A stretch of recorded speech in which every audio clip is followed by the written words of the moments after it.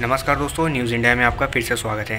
दोस्तों, आज के इस वीडियो में हम लोग बात करने वाले हैं कि आखिर क्यों सरकार ने जो कोविशील्ड की दोनों डोजेज़ हैं उनके बीच का गैप 22 दिन से बढ़ाकर 84 डेज़ क्यों कर दिया, और दूसरा कि आखिर कुछ लोगों को ऐसा क्यों लगता है कि कनाडा के लोगों को कोविड वैक्सीन की 7 डोजेज़ दी जा रही है, यानी हर व्यक्ति को 7 इंजेक्शंस दिए जा रहे हैं। तो इन्हीं दोनों सवालों को लेकर हम पूरा डिस्कस करने वाले हैं और जानेंगे कि इसके पीछे का सच्चाई क्या है, क्योंकि इस तरह का सवाल हमारे व्यूअर्स में से ही किसी ने हमसे पूछा है कि आखिर ये सा क्या मैटर है, इसको डिटेल में बताने के लिए। तो आज हम इसी सारे डाउट को क्लियर कर रहे हैं। अगर आप में से भी कोई ये जानना चाहता है या किसी को कन्फ्यूज़न है तो इस वीडियो में आपको पूरा सेटिस्फैक्शन मिलेगा, आपके हर सवालों का जवाब मिल जाएगा। तो चलिए दोस्तों, सबसे पहले शुरुआत करते हैं। पहला सवाल कि आखिर सरकार ने ये डिले है इसको बढ़ा क्यों दिया। तो दोस्तों, आप में से बहुत से ऐसे लोग होंगे जिनको ऐसा लगता होगा कि सरकार के पास शायद वैक्सीन की बहुत कमी थी, इसी वजह से वो शॉर्टेज को कम करने के लिए वैक्सीन का जो गैप था उसको बढ़ा दिया ताकि लोगों को उसके पास ज़्यादा समय हो सके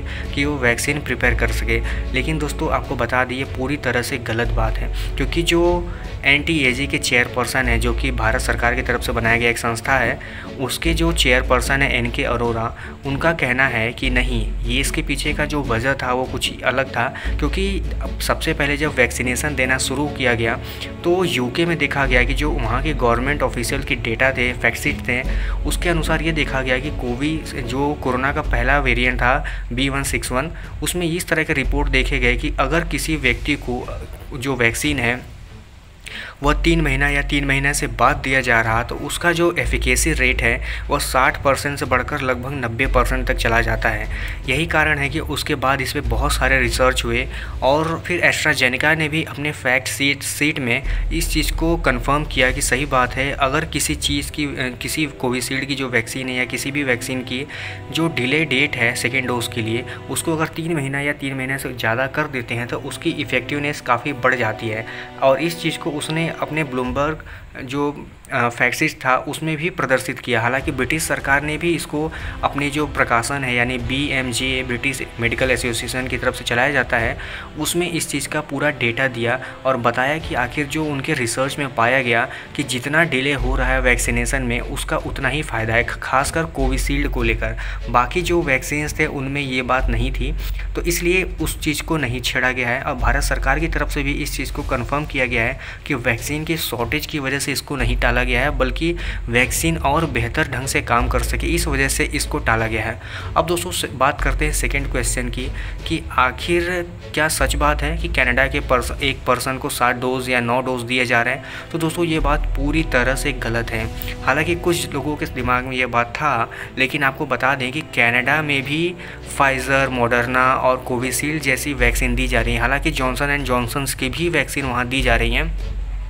और बात करिए अगर जॉनसन एंड जॉनसन की, तो उसकी ही सिर्फ 1 डोज दी जाती है वहाँ पर भी, बाकी जितनी डोजेस है वो 2 ही दी जाती हैं। पूरे वर्ल्ड में इसी तरह से फॉलो किया जा रहा है। अब आपको बता दें कि कन्फ्यूज़न होने का कारण क्या था, क्योंकि कुछ दिन पहले ही न्यूज़ में हमारे न्यूज़पेपर में एक आर्टिकल छपा था कि कनाडा ने अपने पॉपुलेशन से करीब 9 गुना ज़्यादा वैक्सीन स्टोर करके रखा है। अब इसी चीज़ को लेकर लोगों के दिमाग में कन्फ्यूज़न बना हुआ है कि पूरी दुनिया में कनाडा ही एक ऐसा देश है जिसने अपने पॉपुलेशन से करीब 9 गुना ज़्यादा वैक्सीन अभी भी स्टोर करके रखा है और वैक्सीनेटेड कर दिया है हर पर्सन को।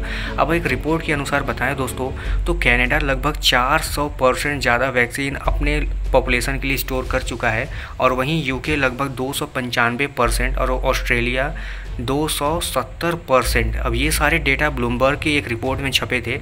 इन्हीं सब चीज़ों को लेकर अफवाह फैलती जा रही कि कनाडा भी अपने लोगों को बहुत ज़्यादा वैक्सीन दे रहा।